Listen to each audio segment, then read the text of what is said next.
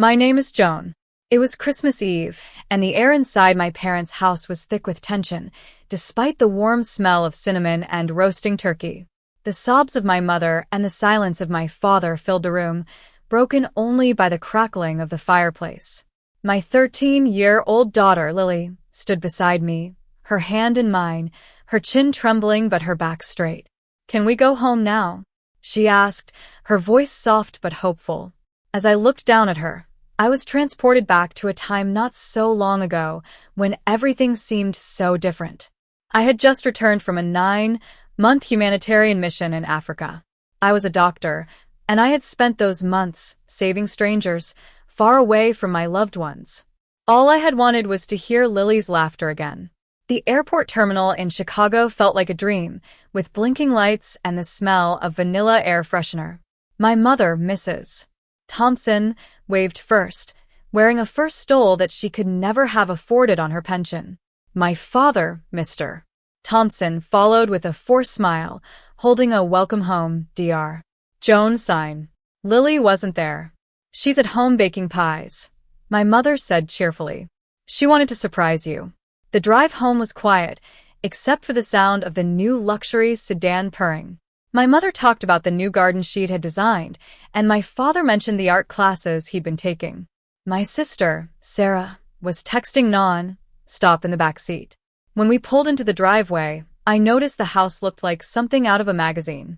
The old porch had been replaced with a brand new deck, and there were expensive potted plants lining the steps. "Dad did all this himself," my mother said proudly. But the faint smell of professional-grade paint told me otherwise. Inside, the house was filled with the glow of the large Christmas tree, decorated with silver and gold ornaments.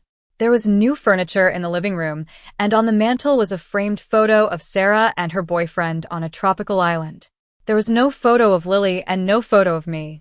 Then I saw her. Lily was in the kitchen, frosting a pie in an old, oversized shirt of mine. Her hair was in a messy braid. When she saw me, she dropped the spatula and ran into my arms. "Mom," she cried, holding me tightly. I could feel how thin she had become. Dinner was strained. Lily talked about her school, her new friends, and a book report she was proud of. My mother smiled too brightly, and Sarah wore a diamond-studded necklace that she claimed was an early Christmas gift. I tried not to notice Lily's worn-out shoes or her old school bag, which had a hole in it. When I asked about school fees, my mother waved her fork. "Everything's taken care of. You just focus on getting some rest, dear." After dinner, Lily and I sat by the tree. She rested her head on my shoulder, and for the first time in months, I felt at peace. "Did Grandma and Grandpa take good care of you?" I asked softly. She nodded. "Yeah." They said money was tight, but we managed. The words "money was tight" echoed in my mind. I had been sending $2,500 every month, which should have covered everything. Later, when Lily fell asleep, I started to notice the little things. The new golf clubs in my father's study, the designer handbag in my mother's closet. I couldn't shake the feeling that something was wrong. The next morning, I asked Lily, "Did the money I sent every month help?" She froze, mid-bite of toast. "What money?" she asked, confusion written all over her face. "Grandma and Grandpa said you couldn't afford to send any money, that you were really struggling there." My parents' faces went pale. My mother forced a smile. "Maybe she misunderstood, dear." But Lily said, "No, I didn't. They said we had to be really careful with spending, that you were having a hard time even buying food." I started to piece things together. I remembered the new car, the expensive garden, the jewelry. And I remembered Lily's tired eyes and her old clothes. Later, while she was in the shower, I checked my banking app. Every single one of the 9 transfers of $2,500 each had been received. A total of $22,500 had been sent and seemingly disappeared. I decided to investigate further. I went to Lily's school first. The school counselor, Mrs. Jenkins, was a kind-hearted woman. She was glad to see me. "Lily is a very bright girl," she said, "but her grades have dropped a bit this semester. She started working at a local diner on weekends. She said her grandparents needed the help." I then visited the diner where Lily worked. The owner, Mr. Davis, was a gruff but kind man. Lily's a hard worker, he said. She's always here early and never complains. We were worried about her, though. She looked so tired all the time. By noon, I was back at my parents' house. In my father's study, I found the evidence I needed. There were receipts for a luxury cruise, designer clothes, and expensive electronics. I also found a small photo of Lily, torn at the corner, tucked away in a drawer. When my mother walked in and saw me going through the papers, she crossed her arms. "You shouldn't be going through people's things," she said. "I could say the same," I replied calmly. "The $22,500 I sent for Lily, where is it?" My mother's hand twitched. "We use some for household bills, your father's health supplements."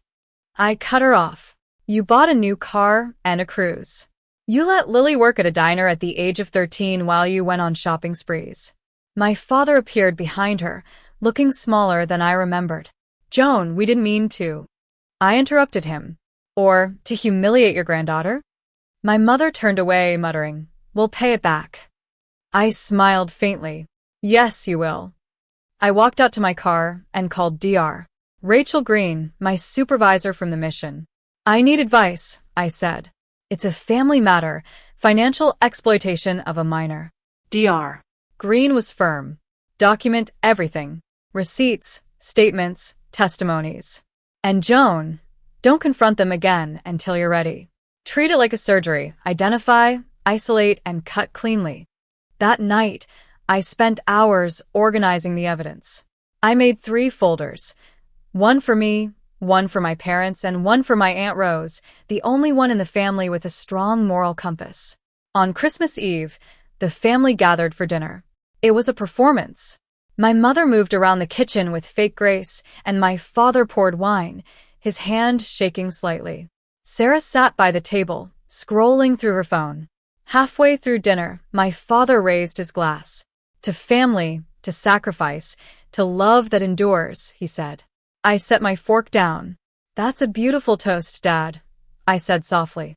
"But I think we should add one more word: accountability." I then recounted how I had sent $2,500 every month for 9 months to ensure Lily was well taken care of. But I found out that she had never seen a single cent of it.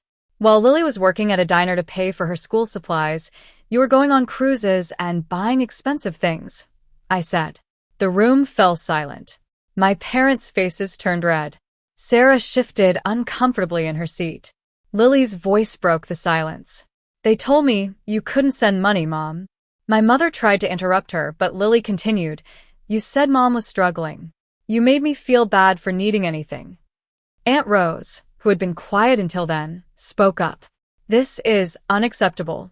You let a 13-year-old work to support the family while you indulged yourselves." My father tried to defend himself. "We took care of her. It costs money." I replied, "I paid you $22,500 for that. You just spent it on yourselves." I then pulled out a folder from under my chair and placed it on the table. "These are the payment records, bank statements, and receipts as proof." Gasps rippled around the table. I also pulled out a second envelope. "This is an official restitution document prepared by a lawyer. You sign it tonight, or I'll file formal charges for financial exploitation of a minor on Monday." My father thundered, "You take your own parents to court?" I looked him in the eye. "If it protects my daughter, yes." Just then, there was a knock at the door. It was a courier with envelopes containing copies of the restitution form for each of them and for Aunt Rose. Aunt Rose took her copy. "I'll make sure this is handled properly." My mother collapsed into her chair, and my father stared at the table. Lily wiped her tears and said, "I trusted you." After that, we left the tension-filled house. As we walked to the car, Lily asked, "Are they going to jail?" I replied, "Not if they do the right thing. This isn't about punishment. It's about boundaries." In the weeks that followed, my parents signed the restitution document. They started paying back the money in installments of $1,250 each month. Lily returned to school, and her grades started to improve. She joined the drama club and was happier. Nearly a year later, on Thanksgiving, we were at Aunt Rose's house. When my parents arrived, their steps were hesitant. Halfway through dinner, my father raised his glass. To lessons learned, he said. I nodded. To boundaries kept. Lily smiled between us, wiser than her 14 years. And for the first time in a long time, I felt a sense of peace. I had learned that forgiveness wasn't about pretending nothing had happened. It was about choosing not to let the past destroy the future. I had drawn a line, and that line had saved Lily, and maybe, in a way, it had saved my parents too.